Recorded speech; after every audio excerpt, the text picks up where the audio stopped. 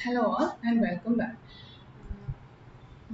Hire purchase and installment system basic hire purchase and installment system in problem area discuss. Today we are going to continue our discussion in a similar line of small theory called ascertainment of interest. The first portion was interest installments പക്ഷേ ആ asset നമ്മൾ higher പർച്ചേസിൽ വാങ്ങിക്കുന്ന അസറ്റിന്റെ cash price തന്നിട്ടുണ്ടാവും അത് കണ്ടുപിടിക്കാനുള്ളതായിരുന്നു ആദ്യത്തെ area. The second part of our discussion is where they have not given you the interest amounts involved in each installment. അത് നമ്മൾ എങ്ങനെ കണ്ടുപിടിക്കുന്നു എന്നുള്ളതാണ് the next area. After this we will start with our journal entries of both hire vendor and hire purchaser books. So ascertainment of interest. ഈ നോട്ടും നിങ്ങളുടെ കയ്യിൽ printed ആയിട്ട് വന്നിട്ടില്ല, ഇത് എഴുതിയെടുത്തോളൂ കേട്ടോ. അസർടൈൻമെന്റ് ഓഫ് ഇൻട്രസ്റ്റ്, ഇവിടെയും രണ്ട് ടൈപ്പിൽ ascertainment of interest computations question ആയിട്ട് വരാം. ഒന്ന് ക്യാഷ് പ്രൈസ് തന്നിട്ടുണ്ട്, റേറ്റ് ഓഫ് ഇൻട്രസ്റ്റ് ഉണ്ട്, ഇൻസ്റ്റാൾമെന്റ് എമൗണ്ടും തന്നിട്ടുണ്ട്.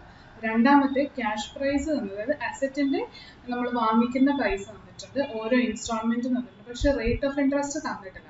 അങ്ങനെ ഉണ്ടെങ്കിൽ പോലും amount of installments അടങ്ങിയിരിക്കുന്ന ഇൻട്രസ്റ്റ് നമ്മൾ കണ്ടുപിടിക്കണം. Yeah, so let us take up the first part. When cash price is given, rate of interest is given and amount of installments are given. ഇത് എങ്ങനെ വർക്ക്ഔട്ട് ചെയ്യണം എന്നുള്ള സ്റ്റെപ്പ് ബൈ സ്റ്റെപ്പ് ആയിട്ടുള്ള points ആണ് 1 to 6 തന്നിരിക്കുന്നത്. നമ്മൾ ഈ theory ഇപ്പോൾ ഡിസ്കസ് ചെയ്യുന്നില്ല, ഒരു പ്രോബ്ലം വഴി we will work out this. So let us take up question number 12. Om Limited purchased a machine on hire purchase basis from KM Company Limited on the following terms: cash price 80,000, down payment at the time of signing 21,622, 5 annual installments തന്നിട്ടുണ്ട്. The first two comments at the end of 12 months from the date of down payment, rate of interest തന്നിട്ടുണ്ട്. You are required to calculate the total interest, full interest out of this hire purchase agreement and also interest in each installment. So cash price available ആണ്, installment available ആണ്, rate of interest available. മൂന്നും available ആണെങ്കിൽ എങ്ങനെ interest കണ്ടുപിടിക്കാം, അതാണ് first category. രണ്ടാമത്തെ category cash പ്രൈസും ഇൻസ്റ്റാൾമെന്റും കാണും, ഈ റേറ്റ് തന്നിട്ടില്ല, എന്നാലും എങ്ങനെ കണ്ടുപിടിക്കാം. So let us work out using a statement.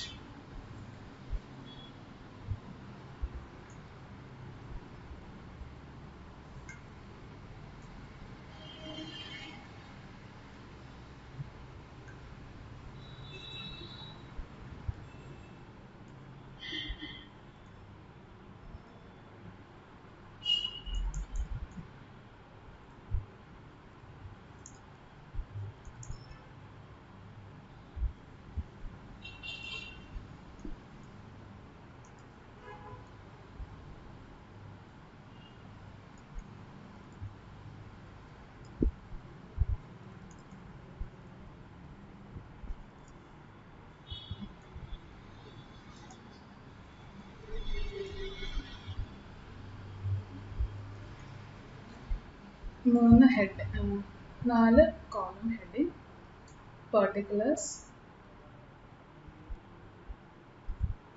total, interest in each installment,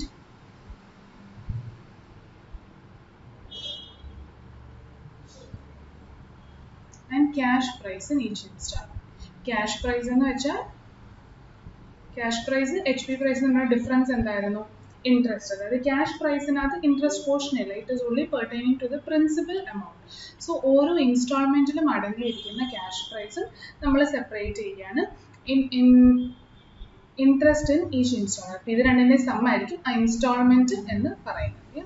so these are the columns: particulars, total, interest in each installment, cash price in each installment. And in this step you will have to start with cash price of the asset. Cash price അത് എത്രയുണ്ട് ക്വസ്റ്റ്യനിൽ? 80,000. അതിൽ നിന്ന് ആദ്യമേ down payment കുറയ്ക്കാം, which is 21,622. Down payment കുറയ്ക്കുമ്പോൾ I am going to write that also in this cash price column. കാരണം down പേയ്മെൻറ്റിനകത്ത് fully principal portion മാത്രമേ ഉള്ളൂ. അപ്പോൾ അതും കൂടെ ഞാനൊന്ന് റെക്കോർഡ് ചെയ്യുന്നു എന്നുള്ളതേ ഉള്ളൂ. ഇൻട്രസ്റ്റ് പോർഷൻ ഒന്നും തന്നെ വരുന്നില്ല. ഇനി so balance after down payment, how much is it? 80,000 minus 21,624, which is 58,370. Cash prize എന്ന് വെച്ചാൽ ഞാൻ ഓൾറെഡി പറഞ്ഞു, ഒരു അസറ്റിൻ്റെ പ്രിൻസിപ്പൽ എമൗണ്ട് മാത്രം, അത് ആ അസറ്റിന് നമ്മൾ കൊടുക്കേണ്ട പൈസ. ഹയർ പർച്ചേസ് എഗ്രിമെൻറ്റ് വഴി ഇത് വാങ്ങിച്ചത് കാരണം നമ്മൾ അഡീഷണലി കൊടുക്കുന്നതാണ് ഇൻട്രസ്റ്റ് അല്ലേ. അപ്പോൾ ഈ ക്യാഷ് പ്രൈസിൽ ഇൻട്രസ്റ്റ് പോർഷൻ എന്തെങ്കിലും ഉണ്ടോ? ഇല്ല, അതിന് മുന്നേ ഉള്ള സ്റ്റേജാണ്. So which means this is the principal portion. ആ പ്രിൻസിപ്പൽ പോർഷനിൽ നിന്ന് ഡൗൺ പേയ്മെൻറ്റ് ആദ്യം കുറച്ചു. അത് കഴിഞ്ഞ് കിട്ടുന്നതോ ഓരോ തവണകളായിട്ട് ഞാൻ അടയ്ക്കേണ്ട പ്രിൻസിപ്പൽ പോർഷൻ മാത്രമാണ്, അല്ലെങ്കിൽ balance outstanding after down payment ആണ് 58,370. അപ്പോൾ ഇതിൽ നിന്ന് ഞാൻ ആദ്യം എന്ത് ആഡ് ചെയ്യണം? നമ്മൾ പേ ചെയ്യാൻ പോകുന്നത് എന്തായിരിക്കും? ഈ പ്രിൻസിപ്പൽ ഔട്ട്സ്റ്റാൻഡിങ് ആണ് ആദ്യത്തെ ഇൻസ്റ്റാൾമെൻറ്റ് കൊടുക്കുന്നതിന് തൊട്ട് മുമ്പ് ഔട്ട്സ്റ്റാൻഡിങ് ആയിട്ട് കിടക്കുന്നത്. ഇതിന് കാലതാമസം വരുന്നതുകൊണ്ടാണ് ഇതിന്മേൽ ഒരു ഇൻട്രസ്റ്റ് നമ്മൾ കസ്റ്റമറിൽ നിന്ന് കളക്ട് ചെയ്യുന്നത്. എത്ര ഇൻട്രസ്റ്റ് കളക്ട് ചെയ്യും? 10%. ആ 10% കൂടെ ആഡ് ആവുമ്പോഴാണ് ആ പ്രിൻസിപ്പൽ പ്ലസ് ഇൻട്രസ്റ്റ് എന്ന് പറയുന്ന ഇൻസ്റ്റാൾമെൻറ്റ് കോമ്പണൻറ്റ് എത്തുന്നത്. സോ ഇൻട്രസ്റ്റ് കമ്പ്യൂട്ട് ചെയ്യുക. Interest at 10% of first instalment. ഈ 58,378 പ്രിൻസിപ്പൽ പോർഷൻ മാത്രമാണ്. അപ്പോൾ ഇൻട്രസ്റ്റ് കമ്പ്യൂട്ട് ചെയ്യുന്നത് ഈ പ്രിൻസിപ്പൽ പോർഷൻ മേലാണ് അല്ലേ, വിച്ച് ഇസ് 5,838. എങ്ങനെയായിരിക്കും കിട്ടിയത്? 58,378 ആണ് ഔട്ട്സ്റ്റാൻഡിങ് ബാലൻസ്, അതിന്മേൽ 10%, 5838. ഇതാണ് ഇൻട്രസ്റ്റ് പോർഷൻ. ഇനി അടുത്തതോ പ്രിൻസിപ്പൽ ഓർ ക്യാഷ് പ്രൈസ്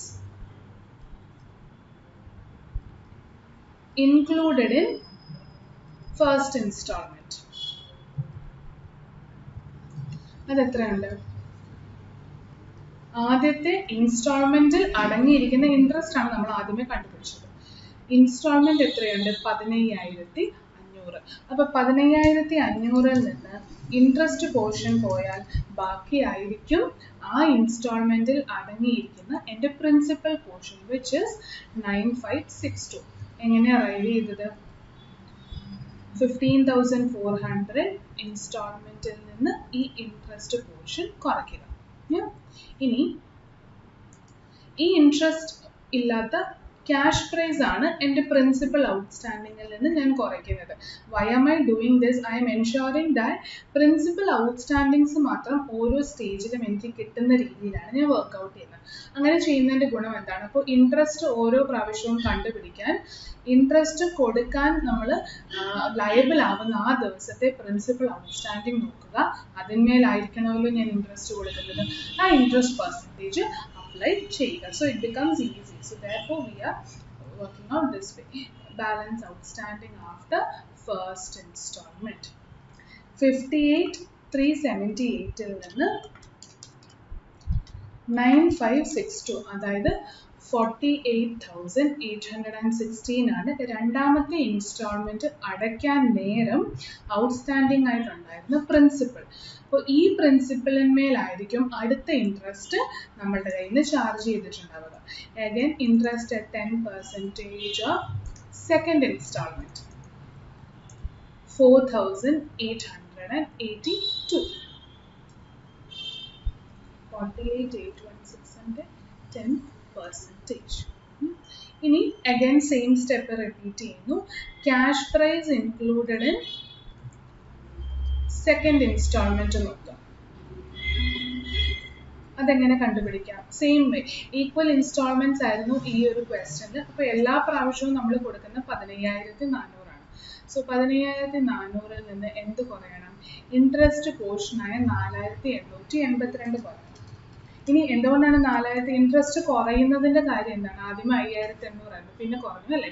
കുറഞ്ഞതിൻ്റെ കാര്യം ആദ്യത്തെ ഇൻസ്റ്റാൾമെൻറ്റ് അടയ്ക്കുന്നതിന് തൊട്ട് മുന്നേ ഒരു നല്ലൊരു ശതമാനം പ്രിൻസിപ്പൾ ഔട്ട്സ്റ്റാൻഡിങ് ആയിരുന്നു. എന്നാൽ ആദ്യത്തെ ഇൻസ്റ്റാൾമെൻറ്റ് അടച്ചപ്പോൾ പ്രിൻസിപ്പൽ എമൗണ്ട് കുറഞ്ഞു അല്ലേ? ആ കുറഞ്ഞ പ്രിൻസിപ്പലിന്മേലായിരിക്കും അടുത്ത ഇൻട്രസ്റ്റ് ചാർജ് ചെയ്യുന്നത്. അങ്ങനെയാണ് നമ്മൾ ഇൻട്രസ്റ്റ് എമൗണ്ട് റെക്കോർഡ് ചെയ്യുന്നത്. So this is 10,580. അത് എൻ്റെ ഈ ഔട്ട്സ്റ്റാൻഡിങ് ബാലൻസിൽ നിന്ന് കുറയും. So I'm going to write it in next column. സൈഡിലേക്ക് എഴുതുകയാണ്. ഇവിടുന്ന് കണ്ടിന്യൂ ചെയ്യുന്നത്. You can write below itself. So that will be termed as balance outstanding after second installment. എത്ര ഇൻസ്റ്റാൾമെൻ്റ് ആണ്? നമുക്ക് 5 ഇൻസ്റ്റാൾമെൻറ്റ്. അപ്പോൾ 5 ഇൻസ്റ്റാൾമെൻറ്റ് വരെ നമ്മൾ ഇതേ പ്രൊസീജിയർ ചെയ്തുകൊണ്ട് ഇരിക്കും. So I'm going to quickly write. നിങ്ങൾക്ക് കോൺസെപ്റ്റ് ക്ലിയർ ആയെന്ന് വിശ്വസിക്കുന്നു. So interest 10% of third installment,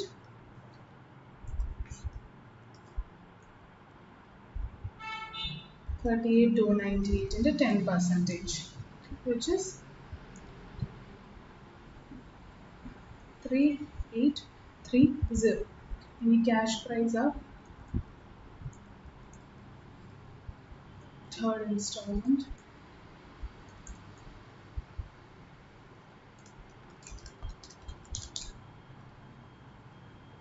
$11,570.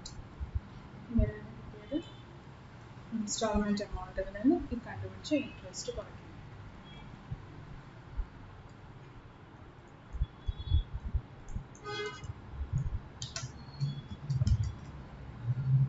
$26,728. Balance outstanding after third installment. Interest at 10%. Fourth installment is 2673.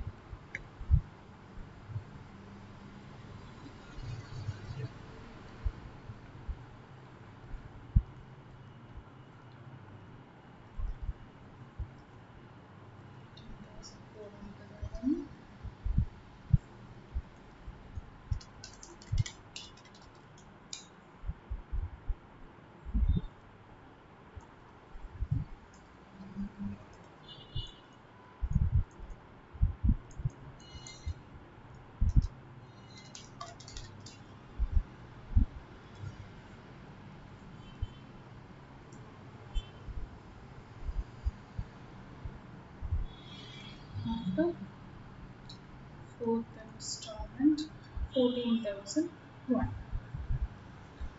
ഇതിൽ അടങ്ങിയിരിക്കുന്ന interest at 10% of fifth installment and the last installment, which is 1,400.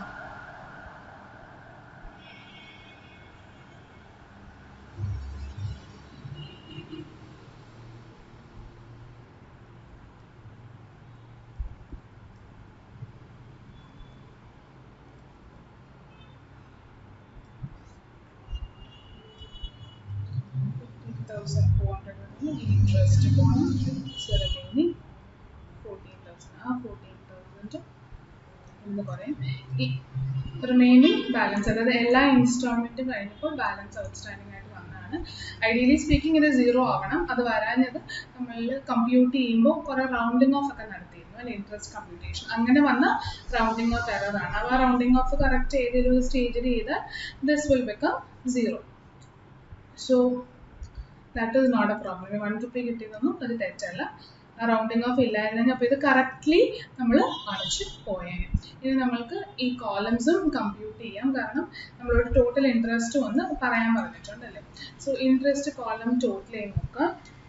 5838 plus 4882 plus 3830 plus 2673 plus 1400, which is 18,623 ആണ് total interest. ഇനി ഓരോ ഇൻസ്റ്റാൾമെൻറ്റിലും എത്ര അടങ്ങിയിട്ടുണ്ട് നമ്മൾ already ഇവിടെ എഴുതി കാണിച്ചു കഴിഞ്ഞു. അതാണ് അതിൻ്റെ ആൻസർ. ഇനി വീണ്ടും എഴുതേണ്ട കാര്യമൊന്നും ഇല്ല. ഇനി ഫൈനൽ ക്യാഷ് പ്രൈസ് കോളം കൂടെ നമ്മൾക്കൊന്ന് ടോട്ടൽ ചെയ്തേക്കാം, കറക്റ്റ് ആണോ എന്ന് ചെക്ക് ചെയ്യാം. 21,622 plus 9562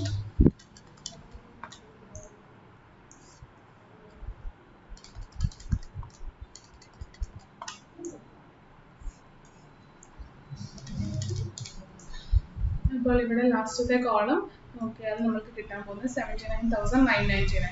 അതായത് 80,000 ബ്രേക്കപ്പ് നമ്മൾക്ക് കിട്ടി ഓരോ ഇൻസ്റ്റാൾമെൻറ്റിലും അടങ്ങിയിരിക്കുന്ന ക്യാഷ് പ്രൈസ്. പക്ഷേ 80,000 കറക്റ്റായിട്ട് പറയുന്നത് ആ റൗണ്ടിങ് ഓഫ് ഡിഫറൻസ് ആണ്. So, okay, main answer is second column ആണ്. പക്ഷെ അത് ചെയ്യുമ്പോൾ അതോടൊപ്പം നമ്മൾ പ്രിൻസിപ്പൽ ഔട്ട്സ്റ്റാൻഡിങ്സോട് കണ്ടുപിടിച്ചാൽ മാത്രമാണ് presentation easy. So ഈ ഒരു presentation തന്നെ ചെയ്യണമെന്ന് നിർബന്ധമൊന്നുമില്ല. പക്ഷെ ഇതാണ് സ്റ്റാൻഡേർഡ്ലി ഫോളോ ചെയ്യുന്ന ഫോമാറ്റ്. അത് നമ്മൾ അങ്ങ് തന്നുള്ളതേ ഉള്ളൂ. But if you feel that you can present it much better, finally answer കിട്ടിയാൽ മതി. ഇനി ഇത്രയും ചെയ്ത ഈ സ്റ്റെപ്പുകൾ തന്നെയാണ് ഈ തിയറിയിൽ തന്നിരിക്കുന്നത്. In words, yeah, exact same. Deduct down payment from cash price, calculate interest at the given rate and remaining balance. Same thing ആണ് നമ്മൾ problem wise ചെയ്ത് വെച്ചിരിക്കുന്നത്. Yeah, so we have covered computation of interest when cash price is given, rate of interest is given, and amount of installments are also given. Now let's move on to the second type, which is cash price തന്നിട്ടുണ്ട്, installment amount തന്നിട്ടുണ്ട്. പക്ഷെ തരാത്തത് എന്താണ്? Rate of interest. അതിന് രണ്ട് methods ഉണ്ട്. ഒന്ന് total interest in HPP proportion എന്ന് പറയും. രണ്ടാമത്തേത് IRR മെത്തേഡ്. IRR മെത്തേഡ് ഞാൻ ഇപ്പോൾ എടുക്കുന്നില്ല. Along with an extensive problem അതെന്താണെന്ന് നമ്മൾ പറഞ്ഞ് വർക്ക്ഔട്ട് ചെയ്യാം. So we are going to take up only the first computation type now, which is rate of interest തരാത്തപ്പോൾ എങ്ങനെ വർക്ക് ചെയ്യും. അതിൽ ആദ്യമേ നമ്മൾ ചെയ്യേണ്ടത് along with the problem, let us do that. That is question number 4 ലേക്ക് പോകും.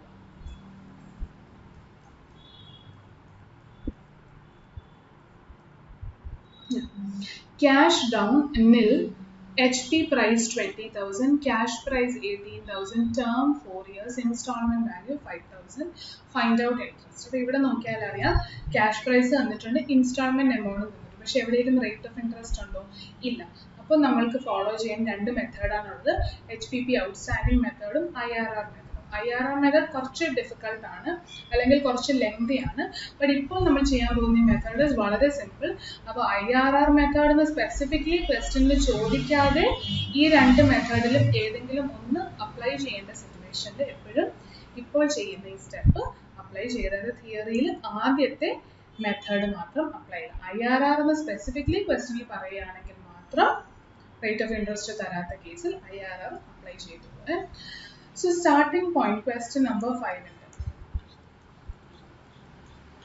Question ഞാൻ going to write it somewhere here. Question number 5 ന്റെ answer ആണ്.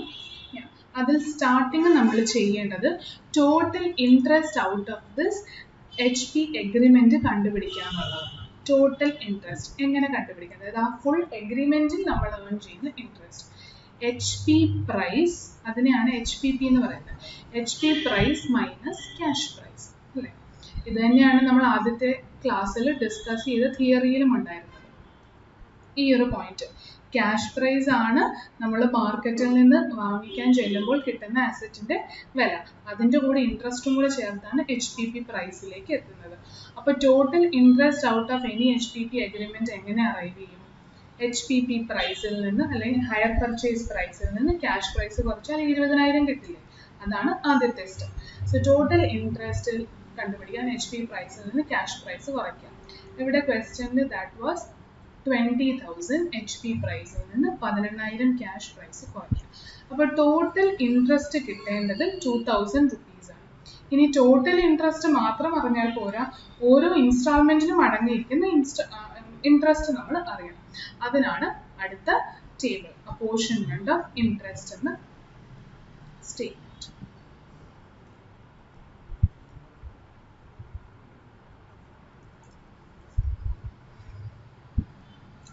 Year start or start of the year, HPP outstanding amount,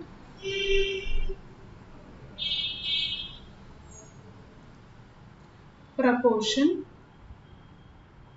of outstanding amount, and finally interest. അപ്പോൾ എത്ര instalments ഉണ്ടെന്ന് നോക്കുക. ഈ ക്വസ്റ്റ്യനിൽ ഇൻസ്റ്റാൾമെന്റ് എത്ര ഉണ്ടായിരുന്നു? 4 ടേം ഇയർ തന്നിരിക്കുന്നത്. അപ്പോൾ 4 ഇൻസ്റ്റാൾമെന്റ് അല്ലേ? അപ്പോൾ ഇയർ സ്റ്റാർട്ട്, ആദ്യത്തെ വർഷം സ്റ്റാർട്ട് ചെയ്യുമ്പോൾ എത്ര രൂപ HPP ഔട്ട്സ്റ്റാൻഡിംഗ് ഉണ്ടായിരുന്നു? ഡൗൺ പേയ്മെന്റ് എന്തെങ്കിലും ക്വസ്റ്റ്യനിലുണ്ടോ? ഡൗൺ പേയ്മെൻറ്റ് ഒന്നുമില്ല. അതുകൊണ്ട് ഫുൾ HP പ്രൈസ് ആയ 20,000 ഔട്ട്സ്റ്റാൻഡിംഗ് ആണ് അല്ലേ. സോ ഒന്നാമത്തെ വർഷം സ്റ്റാർട്ട് ചെയ്യുമ്പോൾ ഇൻസ്റ്റാൾമെൻറ്റ് കൊടുത്ത് തുടങ്ങുന്നതിന് മുന്നേ, അതുകൊണ്ടാണ് ഇയർ സ്റ്റാർട്ട് എന്ന് സ്പെസിഫിക്കലി എഴുതിയത്, 20,000. ഇനി രണ്ടാമത്തെ കൊല്ലം ആകുമ്പോൾ, രണ്ടാമത്തെ കൊല്ലം തുടങ്ങുമ്പോൾ ആദ്യത്തെ വർഷത്തെ ഇൻസ്റ്റാൾമെൻറ്റ് ഓൾറെഡി കഴിഞ്ഞു. എത്രയാണ് ഇൻസ്റ്റാൾമെൻറ്റ് നമ്മൾ കൊടുത്തത്? 5,000 അല്ലേ. അപ്പോൾ 20,000-ൽ നിന്ന് 5,000 പോയാൽ ബാക്കി എത്രയാണ് ഔട്ട്സ്റ്റാൻഡിംഗ് രണ്ടാമത്തെ വർഷം സ്റ്റാർട്ടിന്? 15,000. മൂന്നാമത്തെ വർഷം എത്തി, 2 വർഷത്തെ ഇൻസ്റ്റാൾമെൻറ്റ് പോയി. അപ്പോൾ എത്രയാണ് മൂന്നാമത്തെ വർഷം സ്റ്റാർട്ടിങ്ങിൽ ഔട്ട്സ്റ്റാൻഡിംഗ് ആയിട്ട് ഇനിയും കൊടുത്തു തീർക്കാനുള്ളത്? 15,000-ൽ നിന്ന് വീണ്ടും ഒരു 5,000 പോയി. ഫൈനലി നാലാമത്തെ ഇൻസ്റ്റാൾമെൻറ്റ് അടയ്ക്കേണ്ട വർഷം സ്റ്റാർട്ടിൽ എത്രയാണ് ഔട്ട്സ്റ്റാൻഡിംഗ്? നാലാമത്തെ ഇൻസ്റ്റാൾമെൻറ്റും കൂടെ അടയ്ക്കുമ്പോഴാണ് മുഴുവൻ തീരുന്നത്. ആ ഇൻസ്റ്റാൾമെൻറ്റ് അടച്ച് തീരുന്നതിന് മുൻപ് ഉള്ള HPP ഔട്ട്സ്റ്റാൻഡിംഗ് 10,000-ൽ നിന്ന് 5,000 പോയാൽ ബാക്കി 5,000. അപ്പോൾ ഇയർ സ്റ്റാർട്ട് ആണെന്നുള്ളത് എഴുതാൻ മറക്കരുത്. കഴിഞ്ഞ ക്ലാസ്സിൽ ചേച്ചി ക്യാഷ് പ്രൈസിൽ എൻഡ് ഓഫ് ദി ഇയർ ആയിരുന്നു, അല്ലെങ്കിൽ എൻഡ് ഓഫ് ഈച്ച് ഇൻസ്റ്റാൾമെൻറ്റ് ആയിരുന്നു അല്ലേ. അപ്പോൾ ഞാൻ ഹെഡിങ് ഒക്കെ എഴുതുന്നത് അതനുസരിച്ച് തന്നെയാണ്. അപ്പോൾ നിങ്ങൾ ആ ഹെഡിങ് സ്കിപ്പ് ചെയ്യാതിരിക്കുക, ഇല്ലെങ്കിൽ നിങ്ങൾക്ക് ഡൗട്ട് വരും. ഇയർ എന്ന് മാത്രം എഴുതിയാൽ ലേറ്റർ ഓൺ നിങ്ങൾ പഠിക്കുമ്പോൾ നിങ്ങൾക്ക് ഡൗട്ട് വരും. എങ്ങനെയാണ് ഇയർ 1-ന് HPP ഔട്ട്സ്റ്റാൻഡിംഗ് 20,000 ആയത്? ഇയർ എന്ന് മാത്രം എഴുതുന്നവർ സ്റ്റാർട്ട് ഓഫ് ദി ഇയർ എന്ന് അസ്യൂം ചെയ്യുകയാണെങ്കിൽ 20,000 കിട്ടും. പക്ഷേ എൻഡ് ഓഫ് ദി ഇയർ ആണ് അസ്യൂം ചെയ്യുന്നതെങ്കിലോ 15,000 മാറും അല്ലേ. സോ മേക്ക് ഷുവർ ഇത് കറക്റ്റ് ആയിട്ട് എഴുതുന്നു. ഇനി എന്താണ് അറൈവ് ചെയ്യേണ്ടത്? ഇനി HPP ഔട്ട്സ്റ്റാൻഡിംഗ് എമൗണ്ട് കോളത്തിന്റെ ടോട്ടൽ എടുക്കാം, വിച്ച് ഇസ് 50,000. ഇനി ഈ HPP ഔട്ട്സ്റ്റാൻഡിങ്ങിനെ ടോട്ടൽ HPP എമൗണ്ടുമായിട്ടുള്ള പ്രപ്പോർഷൻ കണ്ടുപിടിക്കുക. 2/5, 3/5, 4/, 10,000 കറക്റ്റ്ലി എടുക്കാൻ പറ്റില്ല, ഇവിടെ 2/5 എന്ന് വേണമെങ്കിൽ പറയാം. 2/5, 3/5, 1/5, and this is finally 1/10 ആകും അല്ലേ. സോ എല്ലാം മൾട്ടിപ്ലൈ ചെയ്ത് വരുമ്പോൾ 4/10, 3/10, 3/5 ആയിരുന്നു. ഓക്കെ, നിങ്ങളുടെ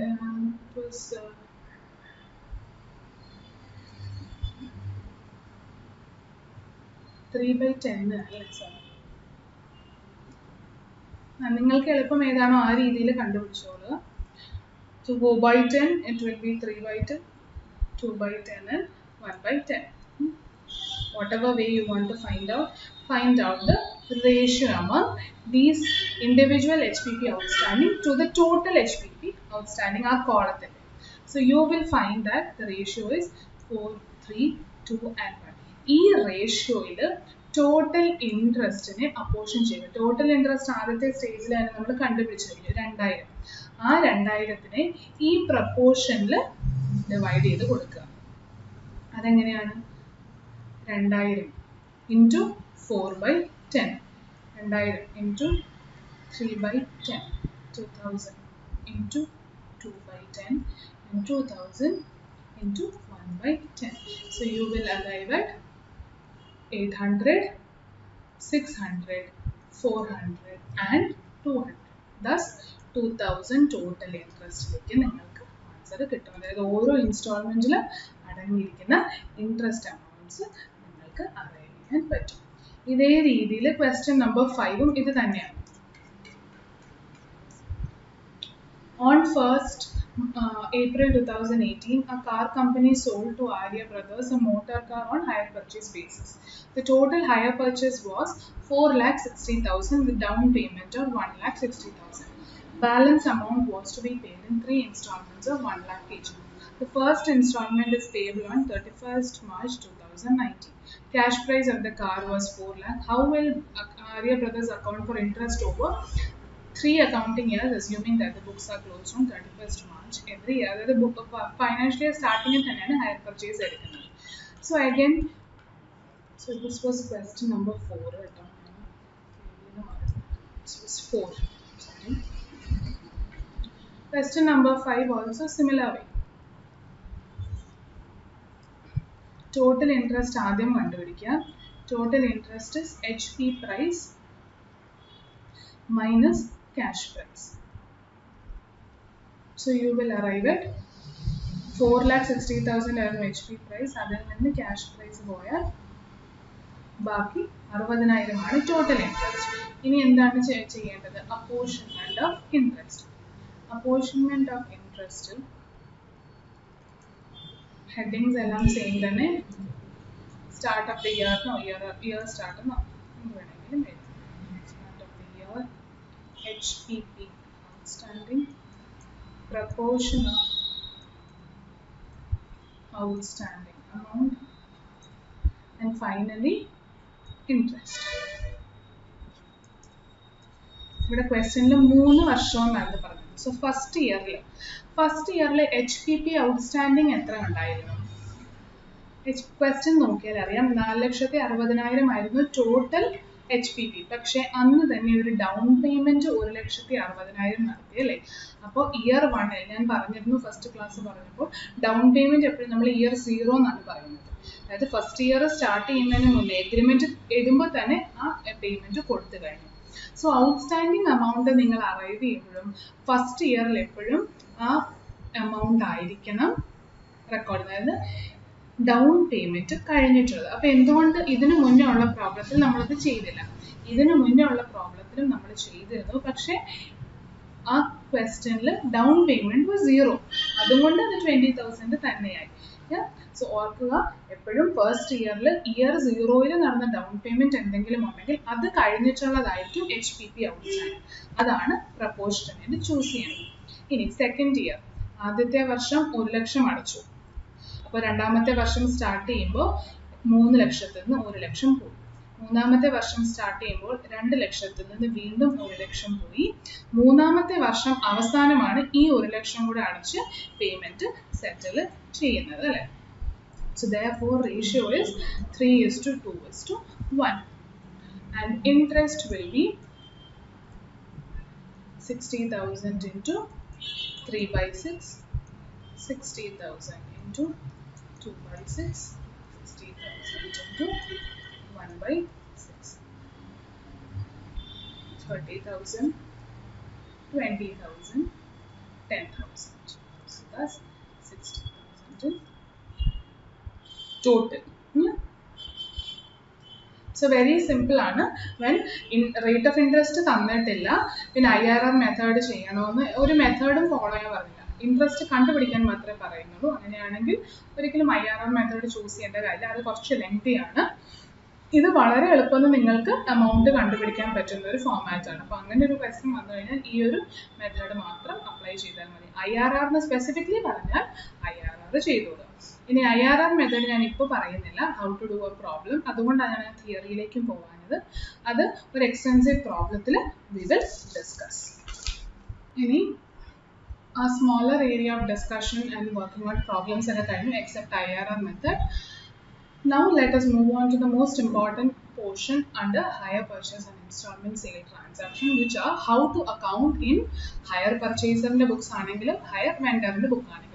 അതിൽ ആദ്യം നമ്മൾ ഡിസ്കസ് ചെയ്യാൻ പോകുന്ന journal entries is in the books of higher purchaser. അതായത് അസറ്റ് വാങ്ങിക്കുന്ന ആളുടെ ബുക്സിൽ എന്തായിരിക്കും അക്കൗണ്ട് ചെയ്യാൻ പോകുന്നത്. ഇനി അസറ്റ് വാങ്ങിക്കുന്ന ഹയർ പർച്ചേസിൽ വാങ്ങിക്കുന്ന ആളാണ് ആ അസറ്റ് കൂടുതലും യൂസ് ചെയ്യാൻ പോകുന്നത് അല്ലെ? ഓണർഷിപ്പ് അയാൾക്ക് കിട്ടിയില്ലെന്ന് മാത്രമേ ഉള്ളൂ. പക്ഷെ ഒരു പരിധി വരെ ആ അസറ്റിന്മേലുള്ള full control or benefit substance over form ഒക്കെ മുന്നിൽ കണ്ടാൽ നമുക്ക് മനസ്സിലാവും. ബെനിഫിറ്റ്സും റീപ്പ് ചെയ്യുന്നത് ആ ഹയർ പർച്ചേസർ ആണ്. അതോടൊപ്പം എന്തെങ്കിലും ഒരു നഷ്ടം വന്നു കഴിഞ്ഞാൽ ഹയർ വെൻഡറിന്റെ അടുത്ത് കൊണ്ട് കൊടുത്തിട്ട് പറഞ്ഞാൽ നിങ്ങളുടെ അസറ്റ് അല്ലെ നിങ്ങൾ ചെലവാക്കിക്കോളാം അല്ല, ഈ എഗ്രിമെന്റിൽ പറയുന്നുണ്ടായിരിക്കും ഈ ഇത്രയും പീരീഡിൽ നിങ്ങൾ യൂസ് ചെയ്യുന്ന സമയത്തൊക്കെ ഇതിന് എന്തെങ്കിലും കേടുപാടുകൾ വന്നു കഴിഞ്ഞാൽ അതിനുള്ള റിപ്പയർസും ചാർജസും ഒക്കെ നിങ്ങൾ തന്നെ കൊടുക്കുക. സോ ഓട്ടോമാറ്റിക്കലി ഇതിൽ നിന്ന് ബെനിഫിറ്റ് ഒക്കെ റീപ്പ് ചെയ്യുന്ന ആരാണ്? ഹയർ പർച്ചേസർ ആണ്. അയാളാണ് യൂസും ചെയ്യുന്നത്. സോ ലീഗൽ ഫോമിൽ അയാളുടെ ഓണർഷിപ്പിൽ അല്ല ഈ അസറ്റ് എങ്കിലും ബൈ സബ്സ്റ്റൻസ് ഓവർ ഫോം യൂസേജും സത്യവും നോക്കിക്കഴിഞ്ഞാൽ അയാളാണ് അതിന്റെ ഓണർ അല്ലെ? ഓണറിനെ പോലെ തന്നെ ബിഹേവ് ചെയ്യുന്ന ഒരാളാണ് ഹയർ പർച്ചേസർ. സോ ദെയർഫോർ അയാളുടെ ബുക്സിലായിരിക്കും, അതായത് ഗുഡ്സ് വാങ്ങിക്കുന്ന ആളുടെ ബുക്സിലായിരിക്കും അസറ്റ് ഓൺ ഹയർ പർച്ചേസ് എന്ന് പറഞ്ഞ് നമ്മൾ ഈ അസറ്റ് റെക്കോർഡ് ചെയ്യാൻ പോകുന്നത്. ഇനി ഓൺ ഹയർ പർച്ചേസിനും ആഡ് ചെയ്യും, because you want to bifurcate it with the other asset that this hire purchase hold. Hire purchaser holds. അപ്പോൾ അയാൾക്ക് വേറെ പല അസറ്റ് കാണും. എല്ലാം ഹയർ പർച്ചേസ് വഴി വാങ്ങിച്ചതായിരിക്കണമെന്ന് നിർബന്ധമുണ്ടോ? ഇല്ല. അപ്പോൾ ഹയർ പർച്ചേസ് വഴി വന്ന അസറ്റ് ഏതാണെന്ന് തിരിച്ചറിയാൻ നമ്മൾ ഈ ഒരു സഫിക്സ് കൊടുക്കും on hire purchase. And similarly ഈ അസറ്റിൻ്റെ ഒക്കെ പ്രൈസ് നമ്മൾ ബുക്സിൽ റെക്കോർഡ് ചെയ്യാൻ പോകുന്നത് ഏത് പ്രൈസിനായിരിക്കും? Cash പ്രൈസിനായിരിക്കും generally. അപ്പം നമ്മൾ അസറ്റിനെ ഡെബിറ്റ് ചെയ്യും അല്ലേ? അസറ്റ് ഹയർ പർച്ചേസർ വാങ്ങിക്കുമ്പോൾ അയാളുടെ ബുക്സിലാണ് അസറ്റ് കാണിക്കുന്നു എന്ന് പറഞ്ഞു. അപ്പോൾ അസറ്റിനെ ഡെബിറ്റ് ചെയ്യും. ഈ കാശ് ആർക്ക് ഞാൻ കൊടുക്കണോ അയാൾ എൻ്റെ ലയബിലിറ്റി അല്ലേ? അയാളാണ് ഹയർ വെൻഡർ അല്ലേ? അപ്പോൾ അയാളുടെ അക്കൗണ്ടിനെ ഞാൻ ഒന്നെങ്കിൽ ഹയർ വെൻഡർ എന്നോ അല്ലെങ്കിൽ ഹയർ പർച്ചേസ് വഴി വന്ന ക്രെഡിറ്റർ എന്നോ വിളിക്കും. ഇനി ജേർണൽ എൻട്രീസ് എങ്ങനെ റെക്കോർഡ് ചെയ്യാമെന്നാണ് നമ്മൾ പഠിക്കാൻ പോകുന്നത്. അതിന് രണ്ട് മെത്തേഡ് ഉണ്ട്. ഒന്ന് ക്യാഷ് പ്രൈസ് മെത്തേഡ്, രണ്ട് ഇൻട്രസ്റ്റ് സസ്പെൻസ് മെത്തേഡ്. ഇത് രണ്ടിലെയും ഡിഫറൻസ് പറയാം. ക്യാഷ് പ്രൈസ് മെത്തേഡിൽ നമ്മൾ ബുക്ക് ചെയ്യാൻ പോകുന്നത് ഓരോ ഇൻസ്റ്റാൾമെൻറ്റ് ഡ്യൂ ആകുമ്പോഴും അതിലടങ്ങിയിരിക്കുന്ന ഇൻട്രസ്റ്റ് ആ ഡ്യൂ ആകുന്ന സമയത്ത് മാത്രമാണ് ബുക്സിലേക്ക് കൊണ്ടുവരുന്നത്. ക്ലിയർ ആയല്ലോ? ഓരോ ഇൻസ്റ്റാൾമെൻറ്റിലും ഒരു ഇൻട്രസ്റ്റ് പോർഷൻ അടങ്ങിയിട്ടുണ്ട്. ആ ഇൻസ്റ്റാൾമെൻറ്റ് ഡ്യൂ ആകുന്ന സമയത്ത് മാത്രമാണ് അതിലടങ്ങിയിരിക്കുന്ന ഇൻട്രസ്റ്റ് ഡ്യൂ ആകുന്നതിൻ്റെ എൻട്രി നമ്മൾ റെക്കോർഡ് ചെയ്യുന്നത്. That is cash price method. അപ്പോൾ എന്താണ് interest suspense method? Interest suspense method എന്ന് വെച്ചാൽ ഈ ഹയർ പർച്ചേസ് ട്രാൻസാക്ഷൻ വഴി കൊടുത്തു തീർക്കേണ്ട മുഴുവൻ ഇൻട്രസ്റ്റും ഇമ്മീഡിയറ്റ്ലി ഹയർ പർച്ചേസിൽ എഗ്രിമെൻറ്റ് എൻട്രി ചെയ്താൽ കഴിഞ്ഞാൽ ഉടനെ ഇൻട്രസ്റ്റ് സസ്പെൻസ് എന്ന് പറഞ്ഞ ഒരു കൺട്രോൾ അക്കൗണ്ടിലേക്ക് നമ്മൾ ഫുൾ ഇൻട്രസ്റ്റ് amount പോസ്റ്റ് ചെയ്യും. നമ്മളിപ്പോൾ കുറച്ച് മുന്നേ ചെയ്ത പ്രോബ്ലത്തിൽ ടോട്ടൽ ഇൻട്രസ്റ്റ് ഒക്കെ എത്രയായിരുന്നു? 60,000 2,000 ഒക്കെ അല്ലേ? ആ ഫുൾ ഇൻട്രസ്റ്റ് ഓരോ ഇൻസ്റ്റാൾമെന്റിനും വന്നിട്ട് കിട്ടുന്നതോ 3,000 2,000 1000 ഒക്കെ. ആ മുഴുവൻ 60,000-നെയോ 2,000-നെയോ നമ്മൾ എന്ത് ചെയ്യും? ഇൻട്രസ്റ്റ് സസ്പെൻസ് എന്ന് പറഞ്ഞ് എഗ്രിമെന്റിലേക്ക് കയറുമ്പോൾ തന്നെ റെക്കോർഡ് ചെയ്യും.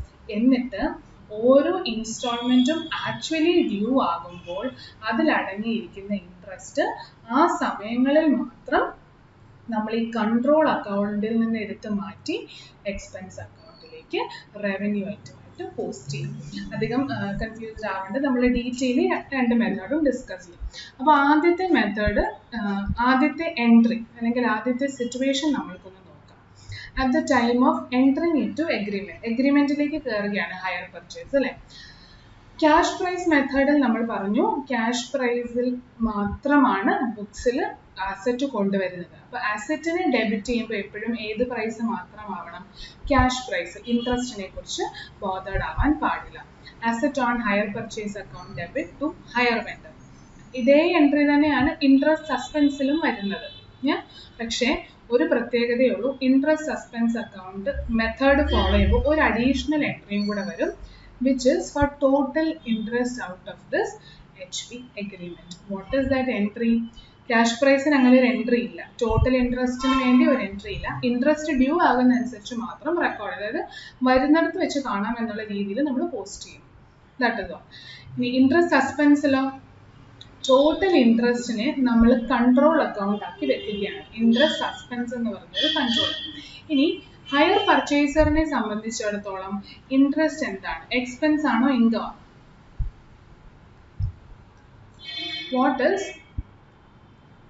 വാട്ട് ഈസ് ഇൻട്രസ്റ്റ് എന്ന് പറയുന്ന component for a hire purchaser? Asset വാങ്ങിക്കുന്ന ആൾക്ക് ഇൻട്രസ്റ്റ് എന്താണ്? എക്സ്പെൻസ് ആണ് അല്ലേ? നമ്മൾ ഇന്നലത്തെ എക്സാമ്പിൾ, ലാസ്റ്റ് ക്ലാസ്സിൽ തിയറി എക്സാമ്പിൾ പറഞ്ഞിരുന്നു. മൈക്കിൾ എന്ന് പറയുന്ന ആൾ ബൈക്ക് വാങ്ങിക്കാൻ ചെല്ലുമ്പോൾ അയാൾ 15,000 രൂപ എക്സ്ട്രാ കൊടുത്താണ് ആ അസറ്റ് 6 വർഷം കൊണ്ട് അടച്ചു തീർത്ത് വാങ്ങിക്കുന്നത് അല്ലേ? അപ്പോൾ വാങ്ങിക്കുന്ന ആൾക്ക് ഇൻട്രസ്റ്റ് എപ്പോഴും എന്താണ്? ഒരു അധിക ചെലവാണ്. സോ എക്സ്പെൻസ് എപ്പോഴും എന്ത് ബാലൻസ് ആയിരിക്കും? ഡെബിറ്റ് ആയിരിക്കും നമ്മൾ എക്സ്പെൻസിനെ ചെയ്യുന്നത്. അപ്പോൾ ഇവിടെ ഇൻട്രസ്റ്റ് സസ്പെൻസിനെയും നമ്മൾ എന്ത് ചെയ്യുന്നു? കൺട്രോൾ അക്കൗണ്ടിനെയും എങ്ങോട്ടേക്ക് പോസ്റ്റ് ചെയ്യും? ഫുൾ എമൗണ്ട് എടുത്ത് ഡെബിറ്റ് ചെയ്ത് റെക്കോർഡ് ചെയ്യും. എന്നിട്ട് എൻട്രി റെക്കോർഡ് ചെയ്യും. Hire purchase interest suspense account debit to hire vendor. ആർക്കാണ് ഞാൻ ഇൻട്രസ്റ്റ് എമൗണ്ടും കൊടുക്കേണ്ടത്? Hire vendor. അതായത് അസറ്റിനെ ഡെബിറ്റ് ചെയ്യുന്നത് അസറ്റിന്റെ ക്യാഷ് പ്രൈസ്.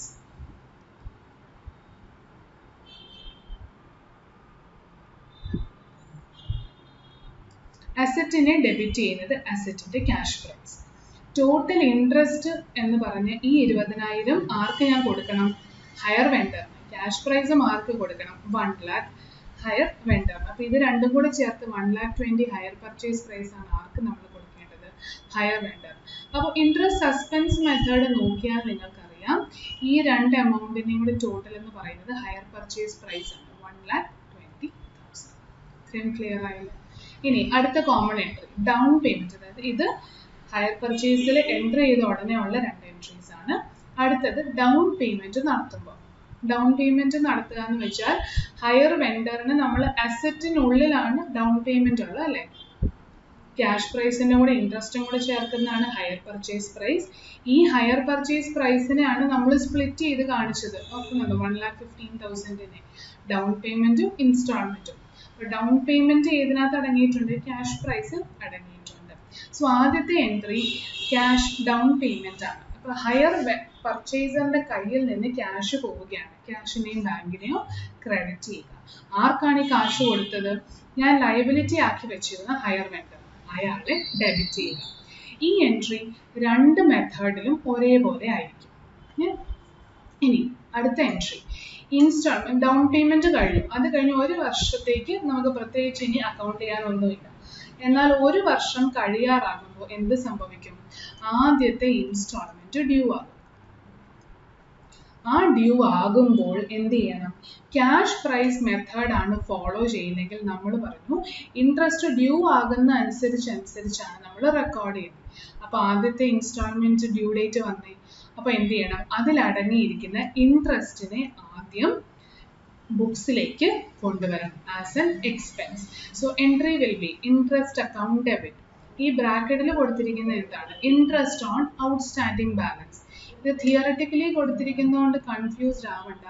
ക്വസ്റ്റ്യൻ നമ്പർ 12 നമ്മൾ ചെയ്ത അതേ പോയിന്റ് ആണ് വേർഡ്സിൽ പറഞ്ഞിരിക്കുന്നത്. Interest on outstanding balance.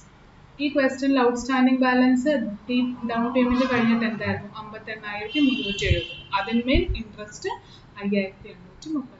അത് തന്നെയാണ് ഇവിടെ പറഞ്ഞിരിക്കുന്നത്. Interest on outstanding. ഓരോ സ്റ്റേജിലും അങ്ങനെയല്ലേ നമ്മൾ ചെയ്തത്? ഓരോ ഔട്ട്സ്റ്റാൻഡിംഗ് എമൗണ്ടിലും ഇൻട്രസ്റ്റ് കമ്പ്യൂട്ട് ചെയ്യുക. പ്രിൻസിപ്പൽ പോർഷൻ സെയിം വേ ഇവിടെയും അത് തന്നെ. Interest account debit. ആർക്കാണ് ഞാൻ ഇൻട്രസ്റ്റ് എമൗണ്ടും കൊടുക്കേണ്ടത്? ഹയർ വെൻഡറിന്. Entry clear ആയല്ലോ? This is cash price method. Now what is the corresponding entry in interest suspense method? Interest suspense എന്ന് പറഞ്ഞ് നമ്മൾ ഓൾറെഡി ഫുൾ ഇൻട്രസ്റ്റ് റെക്കോർഡ് ചെയ്താലും ഞാൻ പറഞ്ഞു അതൊരു കൺട്രോൾ അക്കൗണ്ട് പോലെയാണ്. അതായത് ട്രാൻസാക്ഷൻസ് ഒക്കെ ഫ്ലോ ചെയ്യാൻ നമ്മൾ റെക്കോർഡ് ചെയ്ത ഒരു മെമ്മറാണ്ടം അക്കൗണ്ടാണ്. പക്ഷേ എക്സ്പെൻസും ഇൻകവും അസറ്റും ലയബിലിറ്റിയും ഒക്കെ ആയിട്ട് നമ്മൾ ആക്ച്വലി റെക്കോർഡ് ചെയ്യാൻ പോകുന്നത് ഇൻട്രസ്റ്റ് അക്കൗണ്ട് ആണ്. ഇൻട്രസ്റ്റ് സസ്പെൻസ് അല്ല. ഇൻട്രസ്റ്റ് അക്കൗണ്ട് ആണ് P&Lലേക്ക് പോകാൻ പോകുന്നത് അല്ലേ? അപ്പൊ ഇത്രയും നാളും നമ്മൾ ചെയ്തത്, ഇത്ര നേരം ചെയ്തത് സസ്പെൻസിലേക്ക് മാറ്റിയിട്ട് ഒരു കൺട്രോൾ ആയിട്ട് എല്ലാം കൂടെ കൂട്ടി വെക്കാൻ ഒരു ബാസ്ക്കറ്റ് ഉണ്ടാക്കി. അതാണ് ഇൻട്രസ്റ്റ് സസ്പെൻസ്. അതിൽ നിന്ന് ഓരോ ഇൻട്രസ്റ്റും ഡ്യൂ ആകുന്ന അനുസരിച്ച് എങ്ങോട്ടേക്ക് എടുത്ത് മാറ്റണം? കൺട്രോൾ അക്കൗണ്ടിൽ നിന്ന് എടുത്ത് ഈ റവന്യൂ നേച്ചറിലുള്ള ഇൻട്രസ്റ്റ് അക്കൗണ്ടിലേക്ക്, റവന്യൂ നേച്ചറിലുള്ള അക്കൗണ്ടിലേക്ക്. റവന്യൂ നേച്ചർ എന്ന് ഉദ്ദേശിച്ചത് ക്യാപിറ്റൽ ആൻഡ് റവന്യൂ ഐറ്റം ആണ് കേട്ടോ, not revenue as income. So interest expense ആണ് ഇൻട്രസ്റ്റിനെ ഡെബിറ്റ് ചെയ്യുന്നത്. ആരെ ക്രെഡിറ്റ് ചെയ്യാം? ക്യാഷ് പ്രൈസിൽ ഹയർ വെണ്ടറിനെ ക്രെഡിറ്റ് ചെയ്ത്, കാരണം അയാൾക്കാണ് ഞാൻ കൊടുക്കേണ്ടത്. ഇൻട്രസ്റ്റ് സസ്പെൻസ് മെത്തേഡിലോ ഹയർ വെണ്ടറിനെ വീണ്ടും ക്രെഡിറ്റ് ചെയ്യേണ്ട കാര്യമുണ്ടോ? ഇല്ല. കാരണം രണ്ടാമത്തെ എൻട്രിയിൽ ഓൾറെഡി ഞാൻ ഫുൾ ഇൻട്രസ്റ്റ് എമൗണ്ടിന് അയാളെ ക്രെഡിറ്റ് ചെയ്ത് വെച്ചാണ്. അപ്പോൾ ആരെയാണ് നമ്മൾ ഈ ഒരു സ്റ്റേജിൽ ക്രെഡിറ്റ് ചെയ്യാൻ പോകുന്നത്? ഞാൻ പറഞ്ഞു കൺട്രോൾ അക്കൗണ്ടിൽ നിന്ന് എടുത്തു മാറ്റി ഇൻട്രസ്റ്റ് അക്കൗണ്ടിലേക്ക് പോസ്റ്റ് ചെയ്യുകയാണ്. സോ കൺട്രോൾ അക്കൗണ്ട് ആയ ഇൻട്രസ്റ്റ് സസ്പെൻസിന് ഒരു ക്രെഡിറ്റ് അവിടെ നിന്ന് എടുത്തു മാറ്റണം അല്ലേ? അതിന് ഓൾറെഡി ഒരു ഡെബിറ്റ് ബാലൻസ് ആണ്. സോ അതിൽ നിന്ന് എടുത്തു മാറ്റണമെങ്കിൽ ക്രെഡിറ്റ് ചെയ്യണം. സോ ഇൻട്രസ്റ്റ് സസ്പെൻസിനെ ക്രെഡിറ്റ് ചെയ്യും, ഇൻട്രസ്റ്റ് അക്കൗണ്ടിനെ ഡെബിറ്റ് ചെയ്യും. ഇതാണ് ഇൻസ്റ്റാൾമെന്റ് ഡ്യൂ ആകുമ്പോഴുള്ള രണ്ട് മെത്തേഡിലെയും എൻട്രി. അടുത്ത എൻട്രി ഇൻസ്റ്റാൾമെന്റ് പേ ചെയ്യുന്നു. അത് കോമൺ ആണ്. അതായത് ഇൻട്രസ്റ്റും കൂടെ ചേർന്നിട്ടുള്ള ടോട്ടൽ ഇൻസ്റ്റാൾമെന്റ് പേയ്മെന്റ് നടത്തുന്നു. ആർക്കാണ് പേയ്മെന്റ് നടത്തുന്നത്? ഹയർ വെണ്ടറിന്. So entry will be hire vendor account debit to cash or bank, both cases. ഇനി ഇത് റിപ്പീറ്റ് ചെയ്തുകൊണ്ടിരിക്കും. ഈ എൻട്രീസ് ഡൗൺ പേയ്മെന്റ് അല്ല 4ഉം 5ഉം എൻട്രീസ് റിപ്പീറ്റ് ചെയ്തുകൊണ്ടിരിക്കും. എല്ലാ വർഷവും ഇൻസ്റ്റാൾമെന്റ് ഡ്യൂ ആകും, അപ്പോൾ ഇൻട്രസ്റ്റ് റെക്കോർഡ് ചെയ്യണം, അത് കഴിഞ്ഞാൽ ഉടനെ ഇൻസ്റ്റാൾമെന്റ് പേ ചെയ്യണം. ആ എൻട്രി വന്നുകൊണ്ടിരിക്കും till the last instalment is paid. ഇനി എല്ലാ വർഷവും വരുന്ന വേറെ 1-2 എൻട്രീസും കൂടെ അതെന്താണെന്ന് നോക്കാം. ഈ അസറ്റ് ഹയർ പർച്ചേസിൽ വാങ്ങിച്ചതാണെങ്കിലും ഫിക്സഡ് അസറ്റ് ആയിട്ട് ആരാണ് കാണിച്ചിരിക്കുന്ന ബുക്സിൽ? ഹയർ പർച്ചേസർ അല്ലേ. അപ്പോൾ ഈ അസറ്റ് യൂസ് ചെയ്യുന്നത് വഴി ഇതിന് വേറെ ടേറെ സംഭവിച്ചിട്ടുണ്ട്, അതിന് നമ്മൾ ഡിപ്രിസിയേഷൻ ചാർജ് ചെയ്യണം അല്ലേ. സോ ആ ഡിപ്രിസിയേഷൻ ആണ് അടുത്ത entry. Depreciation account debit. Depreciation calculate ചെയ്യേണ്ട ഏതിന്മേലാണ്? Higher purchase പ്രൈസിന്മേലാണോ? അല്ല, അസറ്റിന്മേലാണ്. അസറ്റിനുള്ളിലുള്ളത് ക്യാഷ് പ്രൈസ് ആണ്, അതാണ് ഇവിടെ എഴുതിയിരിക്കുന്നത്. Depreciation account debit to asset on hire purchase in both cases. And finally, ഇത്രയും ട്രാൻസാക്ഷൻസ് റെക്കോർഡ് ചെയ്തതിൽ റവന്യൂ നേച്ചറിലുള്ള 2 ജേർണൽസ് ലെഡ്ജർ പോസ്റ്റിംഗ്സ് ഉണ്ടായിരുന്നു, അല്ലെങ്കിൽ ലെഡ്ജർ ഉണ്ടായിരുന്നു. ഏതൊക്കെയായിരുന്നു? ഇൻട്രസ്റ്റ് അക്കൗണ്ടും ഡിപ്രിസിയേഷൻ അക്കൗണ്ടും. അതിനെ എങ്ങോട്ടേക്ക് മാറ്റണം? ഫൈനലി P&L അക്കൗണ്ടിലേക്ക് മാറ്റുന്ന ഒരു എൻട്രിയും കൂടെ ജേർണൽ എഴുതാൻ പറയുകയാണെങ്കിൽ നമുക്ക് ചെയ്യേണ്ടി വരും, അല്ലെങ്കിൽ ചിലപ്പോൾ P&L എക്സ്ട്രാക്ട് ചെയ്യേണ്ടി വരും. അതിനുവേണ്ടി ഞാൻ ജസ്റ്റ് തന്നു എന്നുള്ളതേ ഉള്ളൂ. P&L account debit to interest account to depreciation. അതായത് ഡിപ്രിസിയേഷൻ അക്കൗണ്ടും ഇൻട്രസ്റ്റ് അക്കൗണ്ടും ക്ലോസ് ചെയ്ത് അതിൻ്റെ എഫക്റ്റ് മുഴുവൻ എൻ്റെ ലാഭവും നഷ്ടവും കണക്കാക്കുന്ന പ്രോഫിറ്റ് ആൻഡ് ലോസ് അക്കൗണ്ടിലേക്ക് ഞാൻ പോയി ഡെബിറ്റ് ചെയ്യും. This is very simple presentation of or recording of hire purchase in the books transactions. ഇനി ഇതിൽ ഓർത്തിരിക്കേണ്ട ഒരു point, important point, interest suspense മെത്തേഡിലാണ്. ഇൻട്രസ്റ്റ് സസ്പെൻസ് മെത്തേഡിൽ നമ്മൾ ഒരു അഡീഷണലി ക്രിയേറ്റ് ചെയ്ത ഒരു കൺട്രോൾ അക്കൗണ്ട് ഉണ്ട് അല്ലേ. അപ്പോൾ എല്ലാ വർഷവും ബാലൻസ് ഷീറ്റ് ഡേറ്റിൽ ബുക്സ് ക്ലോസ് ചെയ്യുമ്പോൾ ഈ ഇൻട്രസ്റ്റ് സസ്പെൻസ് അക്കൗണ്ടിനൊരു ക്ലോസിംഗ് ബാലൻസ് കാണും. ആ ക്ലോസിംഗ് ബാലൻസ് എന്താണ് ശരിക്കും? ഇനി ഫ്യൂച്ചറിലേക്ക് വരുന്ന ഇൻസ്റ്റാൾമെന്റിൽ അടങ്ങിയിരിക്കുന്ന ഇൻട്രസ്റ്റ് അമൗണ്ട് അല്ലേ. അപ്പോൾ ഇൻട്രസ്റ്റ് സസ്പെൻസ് അക്കൗണ്ടിൽ ബാക്കി മിച്ചം വരുന്ന ക്ലോസിംഗ് ബാലൻസ് നമ്മൾ ലയബിലിറ്റിയിലുള്ള ഹയർ വെണ്ടർ അക്കൗണ്ടിൽ നിന്ന് കുറച്ചായിരിക്കും പ്രസന്റ് ചെയ്യുന്നത്. സോ ബാലൻസ് ഷീറ്റിൽ ലയബിലിറ്റി സൈഡിൽ ഹയർ വെണ്ടറിന് ഒരു എമൗണ്ട് കാണുമല്ലോ ഈ ട്രാൻസാക്ഷൻസ് ഒക്കെ റെക്കോർഡ് ചെയ്യുമ്പോൾ. അതിൽ നിന്ന് ഈ HP ഇൻട്രസ്റ്റ് സസ്പെൻസ് എൻട്രി എല്ലാം പോസ്റ്റ് ചെയ്ത് കഴിഞ്ഞ് വരുന്ന ബാലൻസിങ് ഫിഗർ ഇവിടെ നിന്ന് കുറച്ചായിരിക്കും നമ്മൾ നെറ്റ് എഫക്റ്റ് പ്രസന്റ് ചെയ്യുന്നത് in balance sheet. So I hope it is clear. This is in the books of hire purchaser. ഇനി ഈ ജേർണൽ എൻട്രീസ് ഒക്കെ നമ്മൾ പ്രോബ്ലം ആയിട്ട് വർക്ക്ഔട്ട് ചെയ്യുന്ന നെക്സ്റ്റ് ക്ലാസ്സിലായിരിക്കും.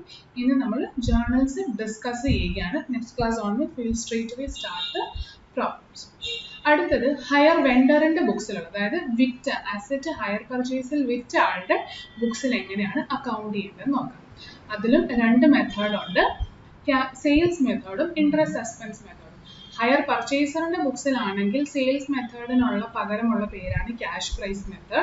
രണ്ടാമത്തെ മെത്തേഡ് ഇൻട്രസ്റ്റ് സസ്പെൻസ് മെത്തേഡ് തന്നെ. ഹയർ വെണ്ടറിന് ക്യാഷ് പ്രൈസിന് പകരമുള്ള പേര് സെയിൽസ് മെത്തേഡാണ്. സോ ഇവിടെ തിയറി കുറച്ചൊക്കെ എഴുതിയിട്ടുണ്ട്. Please go ahead and read it. Business selling relatively large items on HP may adopt this method.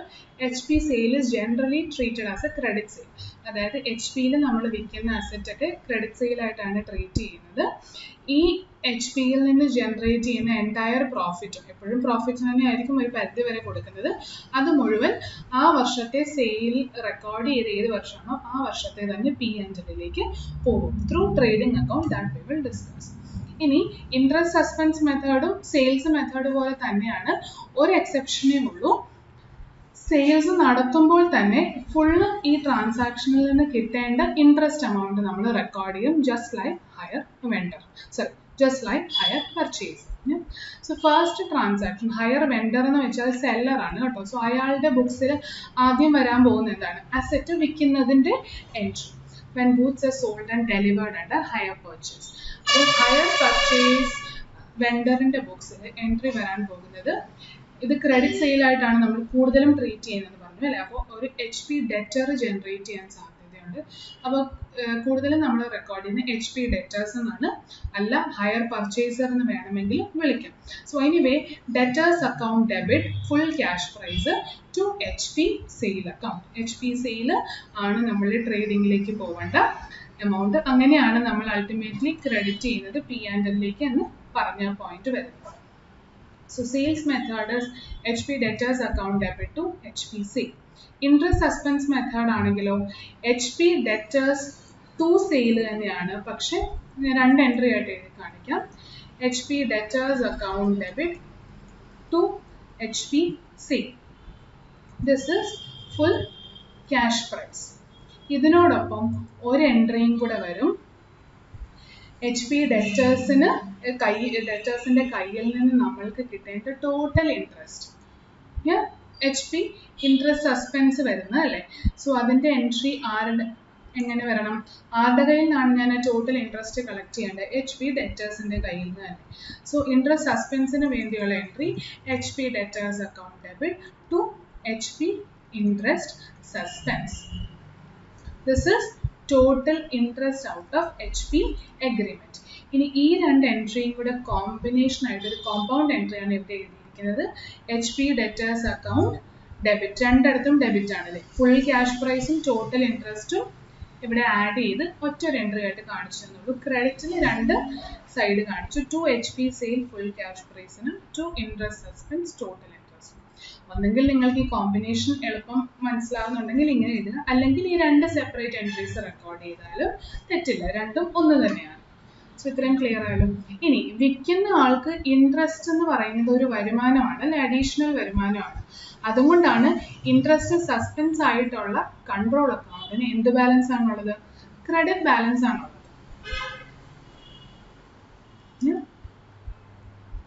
Higher പർച്ചേസറിന് ഈ കൺട്രോൾ അക്കൗണ്ടിന് ഡെബിറ്റ് ബാലൻസ് ആണ്, ഓപ്പോസിറ്റ് എഫക്റ്റ് ആണ് നോക്കുക. ഇനി ഹയർ വെൻഡറിന് അടുത്ത് സംഭവിക്കുന്ന ട്രാൻസാക്ഷൻ എന്താണ്? ഈ ഗുഡ്സ് വിൽക്കുമ്പോൾ തന്നെ നമ്മൾക്കൊരു ഡൗൺ പേയ്മെന്റ് കിട്ടും. അതിന്റെ എൻട്രി എന്തായിരിക്കും? നമ്മുടെ കയ്യിലേക്ക്, ഹയർ വെൻഡറിന്റെ അല്ലെങ്കിൽ സെല്ലറിന്റെ കയ്യിലേക്ക് ക്യാഷോ ബാങ്കോ വരും. ആരുടെ കയ്യിൽ നിന്നാണ് പൈസ കിട്ടുന്നത്? HP ഡെറ്റേഴ്സ്, അവരെ ക്രെഡിറ്റ് ചെയ്യും. രണ്ട് കേസ്. മൂന്നാമത്തേത് instalment becoming due. Same way like the above case order ഒക്കെ സെയിം തന്നെ. അപ്പോൾ സെയിൽസ് മെത്തേഡിൽ ഇതുവരെ നമ്മൾ ഇൻട്രസ്റ്റ് ഇൻകം കാണിച്ചിട്ടില്ലായിരുന്നു. സെയിൽസ് മെത്തേഡിലും ക്യാഷ് പ്രൈസ് മെത്തേഡ് പോലെ തന്നെ ഇൻട്രസ്റ്റ് ഡ്യൂ ആകുന്ന അനുസരിച്ച്, ഇൻസ്റ്റാൾമെന്റ് ഡ്യൂ ആകുന്ന അനുസരിച്ചാണ് അതിലടങ്ങിയിരിക്കുന്ന ഇൻട്രസ്റ്റ് കാണിക്കുന്നത്.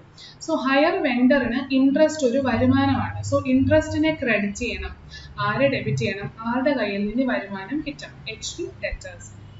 ഇൻട്രസ്റ്റ് സസ്പെൻസ് മെത്തേഡ് ആണെങ്കിലോ ഇൻട്രസ്റ്റ് സസ്പെൻസ് നമ്മൾ പറഞ്ഞു ഒരു കൺട്രോൾ അക്കൗണ്ട് ആണ്. അവിടേക്ക് എല്ലാ കിട്ടേണ്ട ടോട്ടൽ ഇൻട്രസ്റ്റ് നമ്മൾ കളക്റ്റീവ്ലി കൊണ്ടിട്ട് കഴിഞ്ഞു. ആ ബാഗിൽ നിന്ന് ഓരോ ഇൻസ്റ്റാൾമെന്റ് ഡ്യൂ ആകുമ്പോഴും ഇൻട്രസ്റ്റിലേക്ക് അമൗണ്ട് പോസ്റ്റ് ചെയ്യണം.